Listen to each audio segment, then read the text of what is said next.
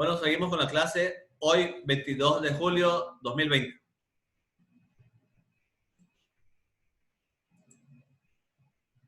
Les cuento que empezó a llover, chicos.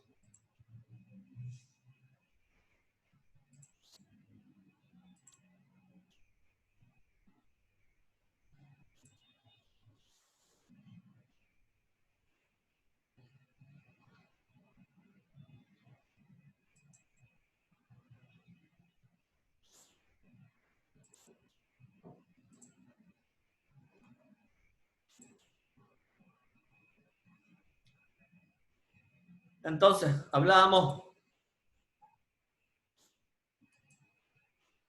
presiones se expresan mediante la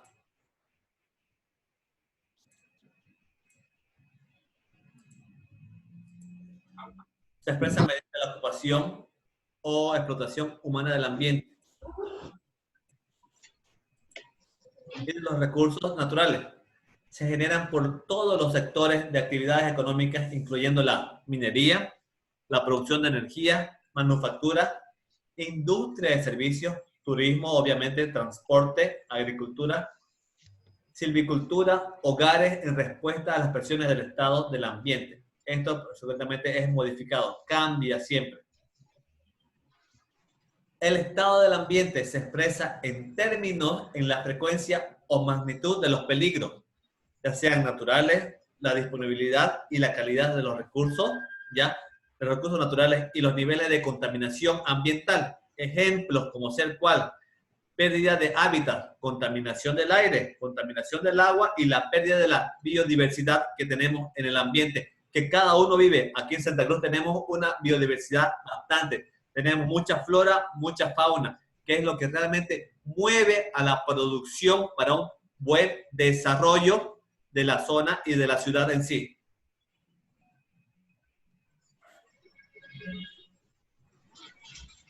Exposición. Se refiere a la interacción entre los seres vivos y los peligros inherentes al ambiente. La exposición no es consecuencia automática de la existencia de un peligro, sino que ocurre en determinadas circunstancias. Las personas deben estar en el lugar y el momento en que se presenta. Evaluar que la magnitud, la duración y las fuentes que generan todos estos problemas ambientales, las cuales pueden ser múltiples. Ver el tipo de contaminante, que son el que hizo o generó el problema, se podría decir. Los efectos corresponden a las consecuencias de la exposición, las cuales pueden variar en el tipo de intensidad, magnitud, niveles de exposición, sistemas afectados, número de personas involucradas y depende de una compleja red causal que fue la que generó el inicio de la problemática. ¿Cuáles son las acciones que se deberían tomar acá? Intervenciones que se hacen sobre todos, uno o varios de los diferentes eslabones de la cadena ambiente-salud. Esto se lo hace a corto plazo y son acciones remediales a largo plazo. ¿Qué se puede hacer? Se pueden enfocar acciones dirigidas a la prevención para evitar que este problema se vuelva a generar nuevamente. Estas serán las más efectivas y tendrán como objetivo controlar las fuerzas motrices, o sea, que no se dé nuevamente o una segunda vez la patología que se dio. ¿Cuáles son las acciones que tenemos que tomar sobre el efecto, la fuerza, la exposición, las presiones y el estado? Son todas las acciones que tenemos que tomar.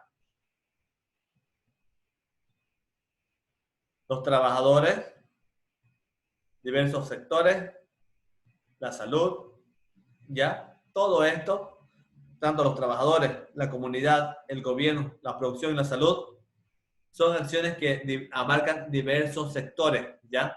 Que tienen que ver en sí para un buen funcionamiento.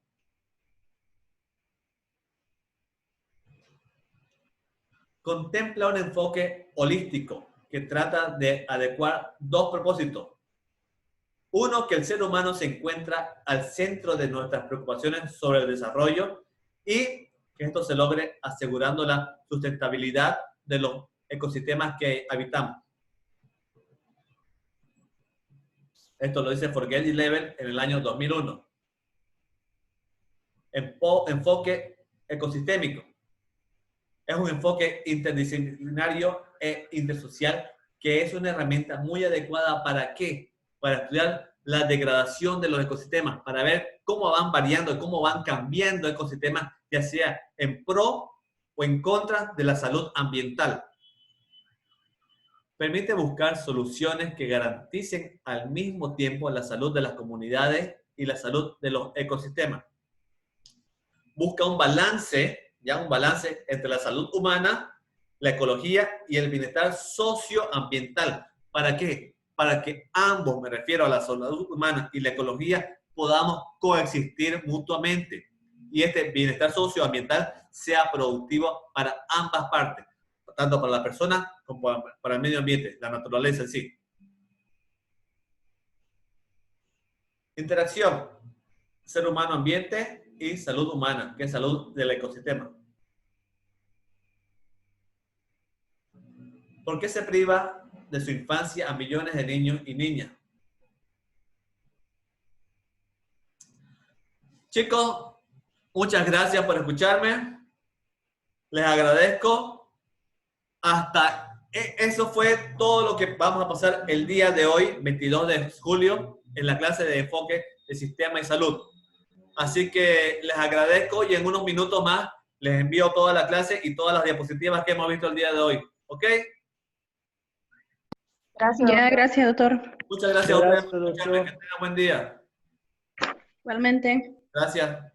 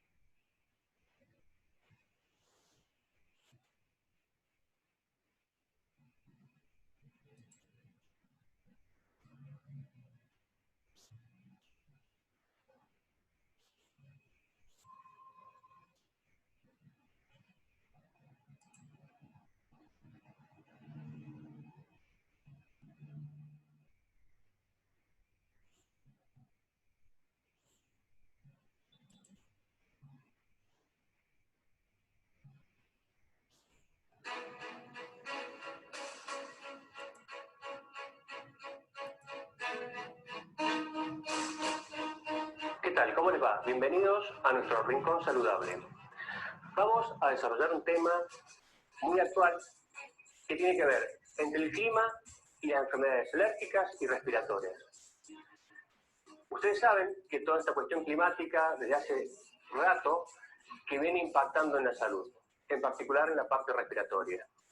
Todo esto del calentamiento global, todo esto de las estaciones que antes estaban claramente delimitadas y que ya hace varios años tenemos inviernos calurosos y por ahí épocas de veranos extremadamente con calor, etc. Y todos estos vaivenes o cambios que se producen tienen un impacto en la salud en distintos niveles. Nos vamos a dedicar específicamente a la parte respiratoria. A consecuencia de los incendios que está sufriendo nuestra provincia en estos días, ustedes sabrán o verán, respirarán, olerán, etcétera, todo lo que anda en el ambiente.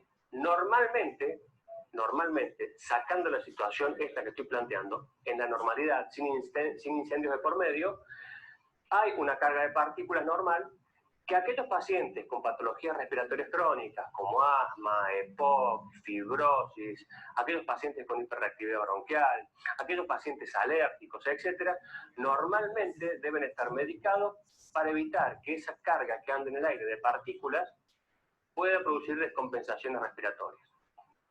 Si a esa ya suciedad natural que hay en el ambiente se agrega toda esta sobrecarga de partículas que hay a consecuencia de la quema de leña, de guano y todo lo que se quema cuando suceden estas situaciones críticas, esa capacidad de partículas se incrementa ostensiblemente y se produce una gran densidad de estas partículas.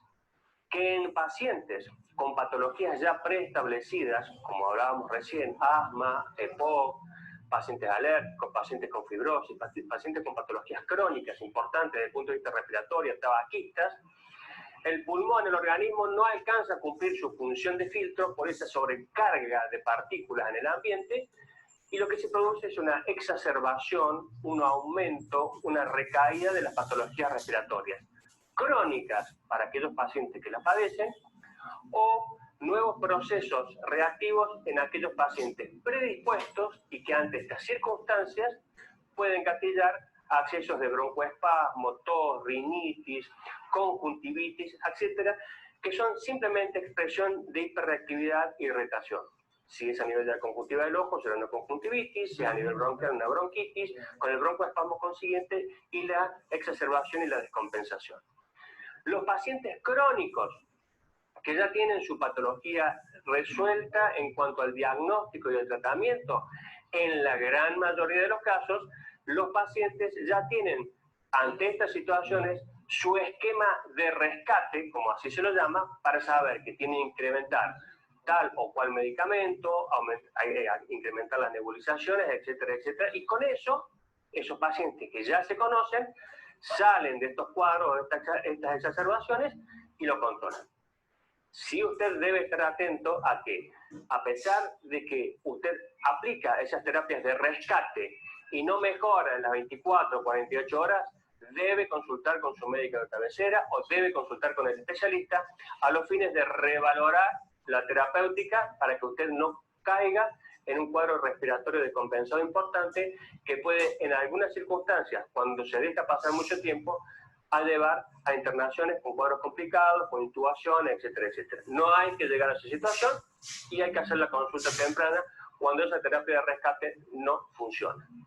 Aquellos pacientes vírgenes de tratamiento que no se saben con esas patologías crónicas, pero que sí tienen antecedentes de broncoespasmo, antecedentes de falta de aire, especialmente en la noche, con los cambios de temperatura, que son tabaquistas severos, etcétera, etcétera, ante estas inclemencias que pueden causar cuadros de tos seca, falta de aire, agitación, el silbido en el pecho, que cuesta caminar, etcétera, etcétera, es bastante probable que ese proceso respiratorio se esté instalando y que ese cuadro debe ser controlado. No esperar a que eso avance, no automedicarse, no preguntarle a la vecina, a la abuela o al chofer del colectivo.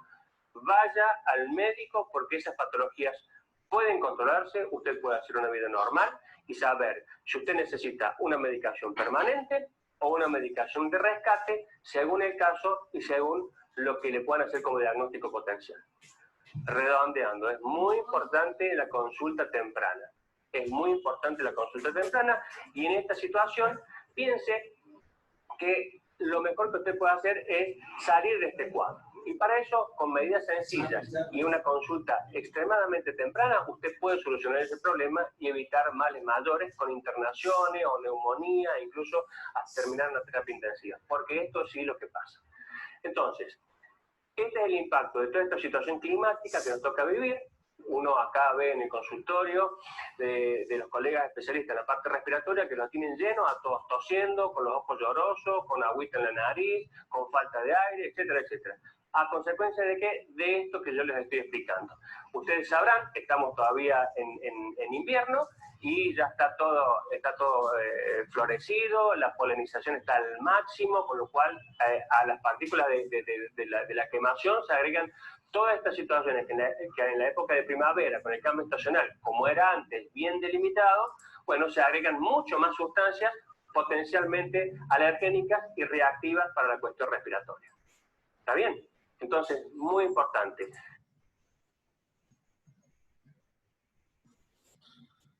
Bueno, entonces esa fue la clase que estoy mostrando. Termina de ver el video, falta muy poco. Presten mucha atención. Tenga en cuenta esto porque usted evita pasar situaciones muy desagradables, incluso hasta evitar internaciones y complicaciones infecciosas sobre agregadas a estos cuadros, simplemente previniendo. Consulta temprana al especialista, ¿sí? Y no automedicarse. Recuerde, todo este desbarajuste desde el punto de vista climático impacta directamente, en este caso, en la parte respiratoria. Y de paso, seamos cuidadosos con nuestro medio ambiente y si vamos a pasear y todas esas cuestiones, tengamos las precauciones que hay que tener. Seamos inteligentes, seamos cuidadosos, seamos solidarios con la naturaleza y con nosotros.